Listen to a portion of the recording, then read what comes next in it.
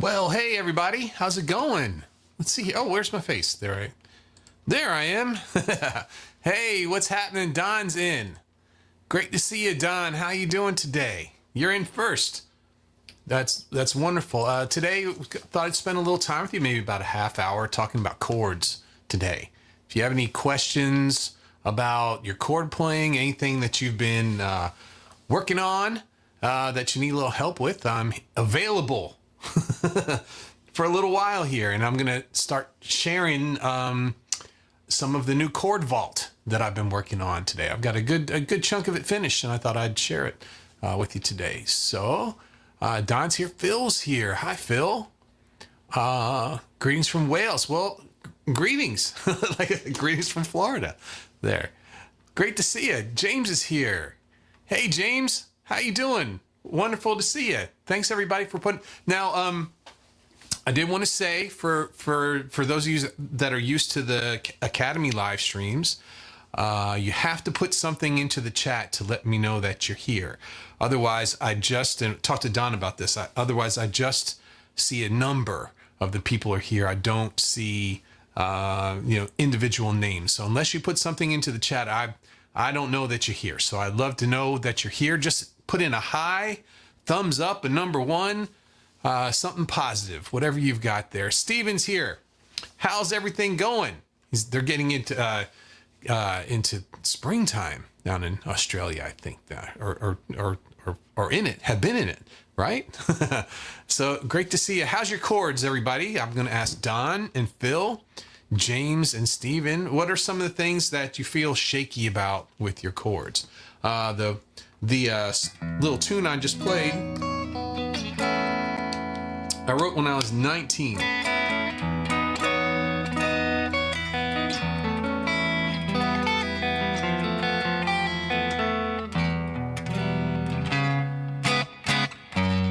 And what this tune is, I was taking shapes and sliding them around as you do, right? I was trying to find different places where these would work, and I was trying to do something that had an E major seventh sound here. So I slid this little, let me see. Let's see here. I slid this little diagonal line here on the D and the G strings up into this kind of area here where the E is, the E major seventh. And if I put my second finger on the 9th fret of the D string, and then my first finger on the 8th fret there, that's a B and a D sharp. That's the 5th and the flat 7th of, 5th and the major 7th in E. So that has a really nice, if I play the open E string, play that, I got an open B and an open E up top. It's kind of like an E major 7, no third. There's no G sharp in there. And I was thinking, well, where's it? Oh, let's see here.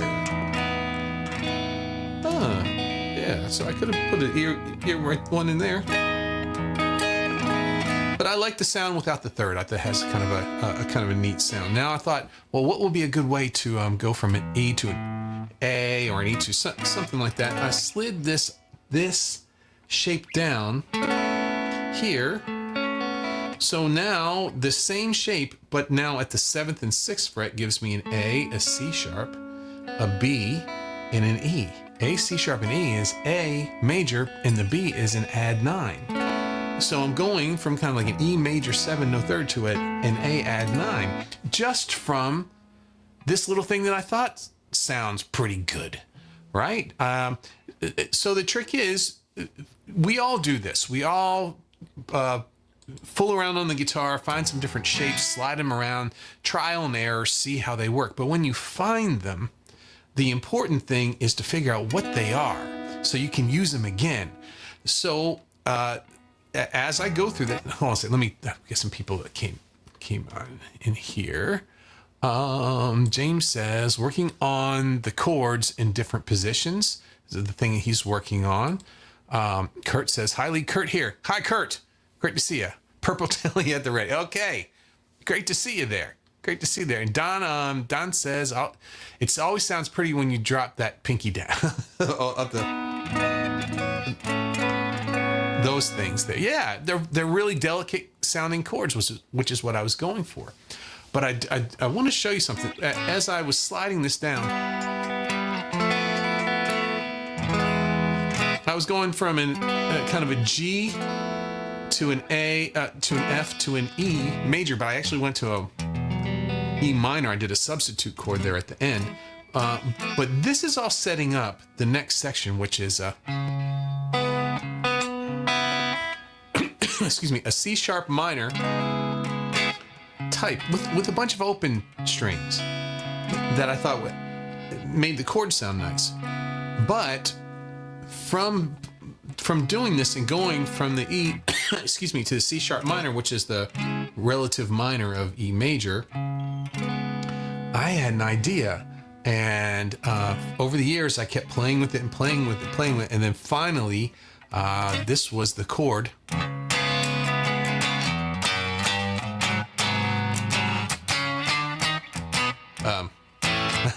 That was the chord for the theme song. This was the idea from this song that I wrote when I was 19. I took this chord, and it's the idea for the theme song of the Play Guitar podcast. So once you figure out, these chords that you slide around, figure out what they are. This was a C sharp minor. Let's actually go through this. So it's we have a C sharp and a G sharp. That's the root and fifth. Then I have a B, which is the flat seventh. So it's either going to be minor seventh or dominant seventh, right? I don't have a third yet, but let's keep going. So now I have so it's C sharp, G first, fifth, flat seven. Now I have a B. That's the double of the note that I was playing before, the open string and then the fourth fret. And then what we have is on the high E string, an E. In C sharp, that is the minor third. So that makes this a C minor 7 voicing, but using a lot of open strings here too. So knowing that, I would play this an awful lot. And over the years, I kept playing it, and eventually this became the inspiration, just one chord, for that song that you've heard 10 million times if you've gone through the podcast a little bit. It's beginning and at the end, right? So anyway, getting used to your chords, getting used to playing them, and knowing what they are really important. Let's see here. I'm going to go back. James said, James is getting used to working on his chords in different positions. So are you talking about how to play an E chord maybe here or here or here or here or here or here? The same chord in different positions, or maybe trying to do chord progressions in different positions? Very, very interested in what you have to say for that. So let's see here. Oh, we got a bunch coming in here. All right. So Phil says, yeah, as quite a beginner, I seem to be okay with all the open chords. I've been working on the movable chords from the Elevation Toolkit and trying to avoid any string buzzing. Yeah, and when someone moves from the open position chords, your C's and D's and G's, and they start to play bar chords, movable bar chords, you think, oh, I've got to learn something new. But if you take a minute and really look at these bar chords, they are just these open position chords in a different place. And there's a rule with that. So say I take this E chord here. Let's go over to the E chord. I play this E chord right here, and I slide it up. I say, I want to make this a G. Well, E to G, that's 3 frets. So I'm going to slide my chord up 3 frets. Now listen to what happens. Horrible, right? That doesn't work. Well, because open strings. We need to have these, if the chord slides up, the open strings have to slide up too. So if this chord went up 3 frets, I'm going to revoice this to my second, third, and fourth fingers. And then as I move up, I'm going to move the open up too with this bar here. So here it is. There's the G right there. And what's nice with the bar is the lowest note, that's the name of the chord, right? So if I have a major chord here, E, at the 3rd fret, that's a G major chord. 5th fret, A major.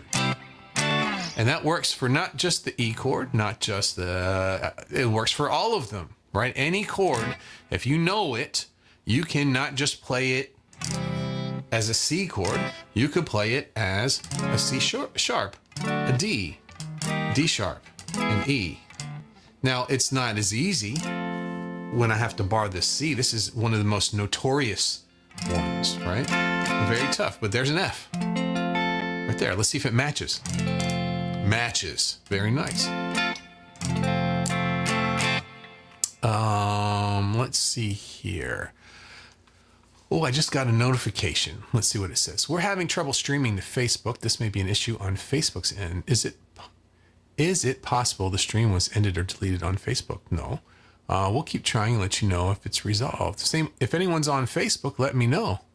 Here, I've got a little thing. So anybody, looks like everybody's on YouTube from here. So it looks like the Facebook isn't streaming. Well, it's just us on YouTube today. That's fine with me. Right? Let's see. So if anybody is on Facebook and we do end up starting to stream, here, let me check it right now. Let me see if I could. Let's see if I can check the Facebook right now. See if I can. Okay, let's see here. Facebook, we'll go to my channel. This is going to both my channel. And it says Lee Anderson was live 12 minutes ago. So it kicked me off. So it started on Facebook and then kicked me off. Let me see if on the Academy's page too. So I guess what we'll do is we'll just put a link to this, the YouTube link in there later, since Facebook decided to kick me off after 8 minutes there. Okay. Well, we'll have fun here. Oh, so we got some more folks coming in here. So, James says different finger positions in the same area based on the key. Right. So that's something that a lot of James, I've been talking to a lot of students about this week, is that, you know, being able to slide chords is very nice. It's a nice thing that we're able to do. You know, we make one chord and then we can slide it around a little bit. But do you always want to do that? That's the problem. Listen to the difference here. So I'm going to play a G chord going to a C chord. Now here's an open position. Here's G and then C.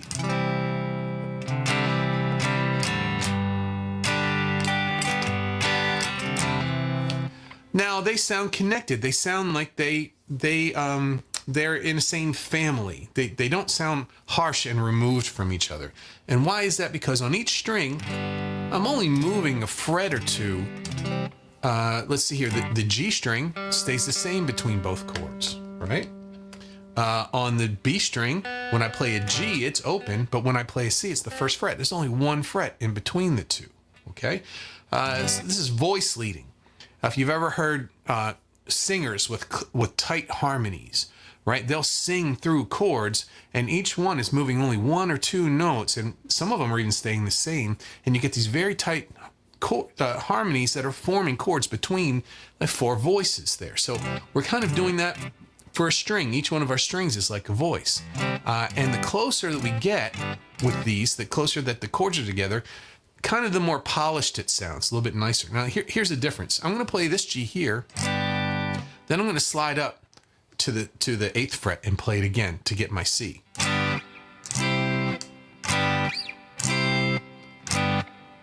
To hear how different those sounds, how kind of disjointed they are. They're like it's like a big huge jumps. Each string is jumping an interval, a big distance. Where here, I'm going to do this again, but now I'm going to pick two chords that are very close together. Here's my G chord, and here's my C chord. They're sharing that notes in both of them. That string never moves.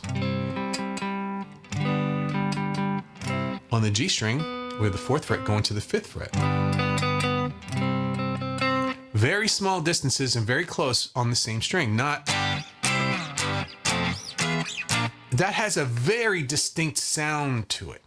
And a lot of people will do that in the beginning. You hear a lot of like garage bands, and when in high school when people are just starting to do their first bands, and that may be all they've got is taking a few chords, is power chords too, and sliding them around, and it has a very distinct sound. Like the Ramones has that, that kind of sliding them around sound. So, and there's nothing wrong with that. These are just two different ways to go. If you were looking for that sound, if you wanted to have big jumps in your chords, that's great. But the way to do it is to voice chords in certain areas, right? So if I was going to do like a blues progression, here's a G dominant 7th.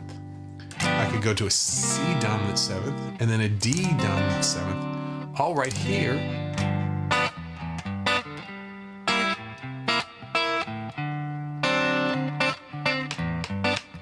Those all sound very tight, very connected. So being able to find out where your chords are, and then someone up top here, what's this say? Lamore said, "Are you going to discuss caged chords?" Well, I've been playing caged chords the whole time. Being able, in fact, your E. The first thing I did was go, well, how about your E here, your E here, your E here, here. I love the chords, the caged chords. I don't really like the way caged is taught. It gets a lot of people very confused. They took something that people have been learning for years in a different way and packaged it into a way that I'm not really a fan of. But I am a fan of caged chords and what they can do for you. And all of my students now, I think I saw Dean popped in here. He knows, yeah. So, and then you said 7th chords maybe as well too. Well, you can make 7th chords out of all of them, right? So let's take these E's that I was just playing. So what we do is, what's this E right here?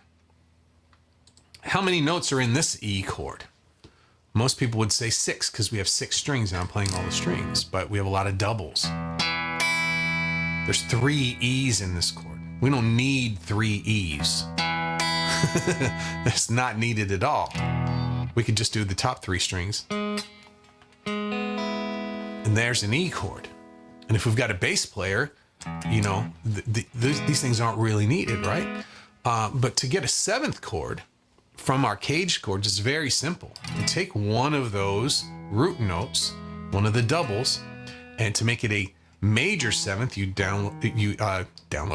you lower it one fret, and if you wanted to make it a dominant 7th, there's where the D was come from, you lower it 2 frets. So this chord here, E, if I open that up, E dominant 7th. If I just do 1 fret, very different sound, right? So here's my E, my C shape E, that's here between the 2nd and the 5th fret.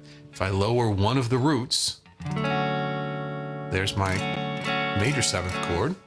And then if I lower it again, I have to revoice it to put it down. It's a little bit too far this way. Lower it again, that's my dominant 7th. No, that was my E, C, that was a D. This should be the E, right? E major 7th, E dominant 7th. In this area, this should have been a D shape. I can take this D, which is a double, make it a C, a D major 7th, and then lower it again, D dominant 7th. So the cage shapes, I use them every day, love them. I can make any chord from them, triads, 7th chords, anything from all of those. Where things get kind of hairy with caged is the way minor is taught and the way it's addressed in that. If anyone's tried to learn minor chords, there's a couple there that are a little unfamiliar too, right? So Phil says, I'm not too bad with the bar chord options, but getting some finger position and buzzing issues more with the alternate movable chords, especially the 7th option. Yeah, some of them can be a little a little challenging there though, but it's all about your thumb and your elbow, So if you're trying to get a strange chord here, this is a pretty difficult chord. And if I play that chord with my elbow in, my hand kind of lays back like this, and I could get buzzing in those things. When I bring my elbow out, my fingers can go straight down on the strings, and I can get them closer to the frets, which is going to make it clearer there too. Okay, let's see here. Aaron's here. Hey, Aaron, everybody figured out that Facebook kicked us off for some reason. Just stopped recording. I don't know why. Sorry, joined late, so missed that. No, it's no problem. I was just fooling around. I was just playing some stuff in the beginning. No problem. Glad you're here. So what I wanted to do was give you a little peek at what I've worked on over the weekend. And so let me share. I think I'll do it through OBS here. There we go. So this is a little peek at the big change in the Chord Elevation Toolkit here. So it doesn't look the same anymore. It's very much more like the new things that I'm working on. And what this is it's a course about taking chords that you know and being able to embellish them, adding different notes. What notes can I add in these? And so a lot of what I did with this is I went through all the open position chords and started talking about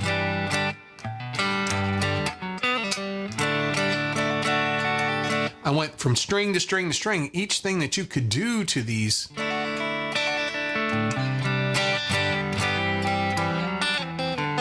all the little things that you can do to these chords to make them a little bit more interesting.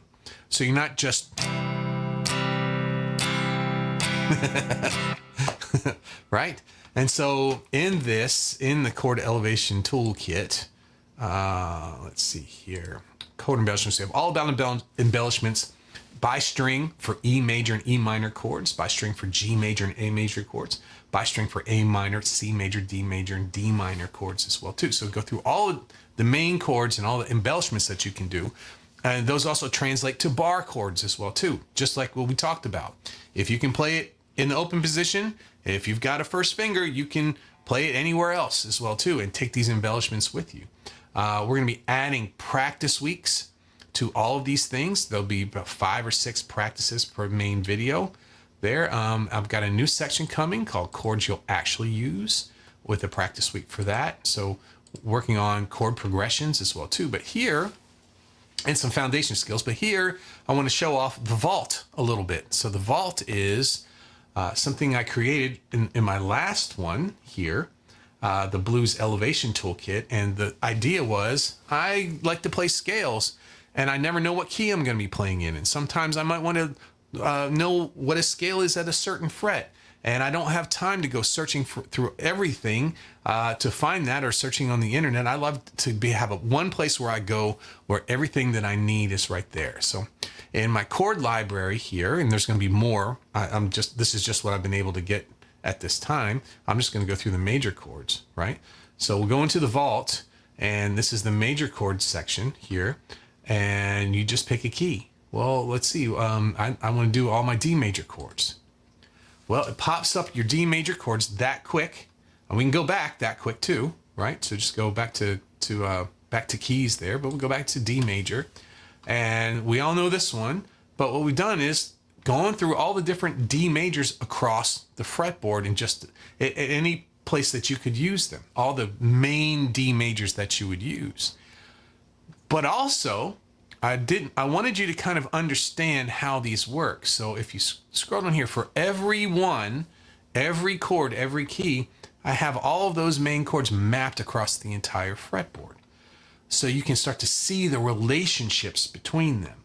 You can see where the roots are in each of your chords. Here's our first chord here, which is a D, right? There it is in open position. But here's the C shape right next to it.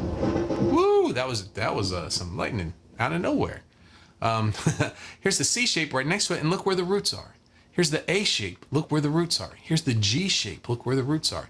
Here is the E shape, look where the roots are, and then the D shape there. So you can easily go through all these chords and see, hey, I might move up in a song. I might decide, hey, I'm playing this chord, but as I'm strumming it, I'm going to get higher and higher and higher and revoice the chords there.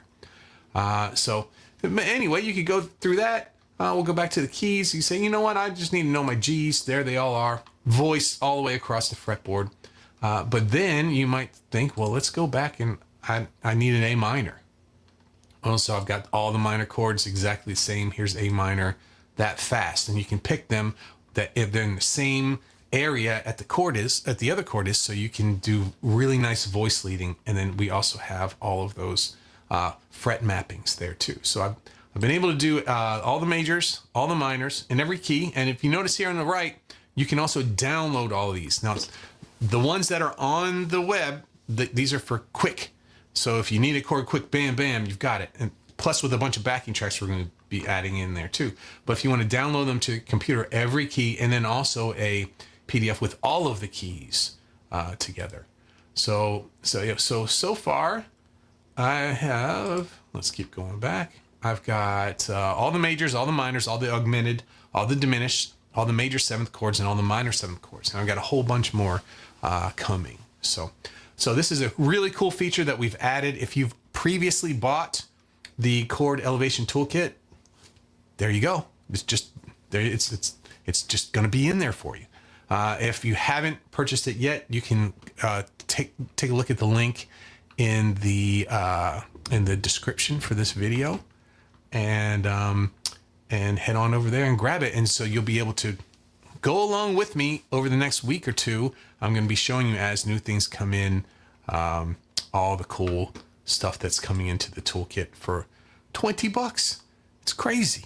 Phil, what's Phil's got? Phil said, nobody warned me that guitarist and contortionist appear in the same set. You forget about that. When you're first struggling and you're trying to get some of these chords, and I know there's this one chord.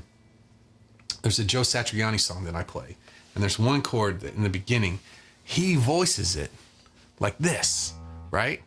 And you can play that same exact chord.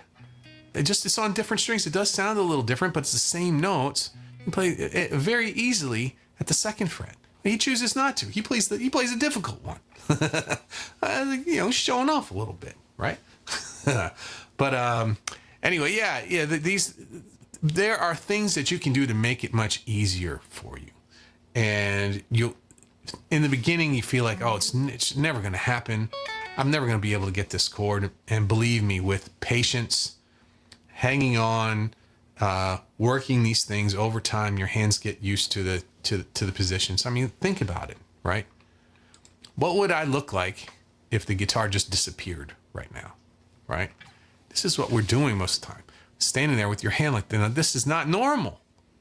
That's not a normal thing to do, right? I don't think we do this in anything. So getting used to that takes a little bit of time. Give yourself a little time. It's okay. It won't take long.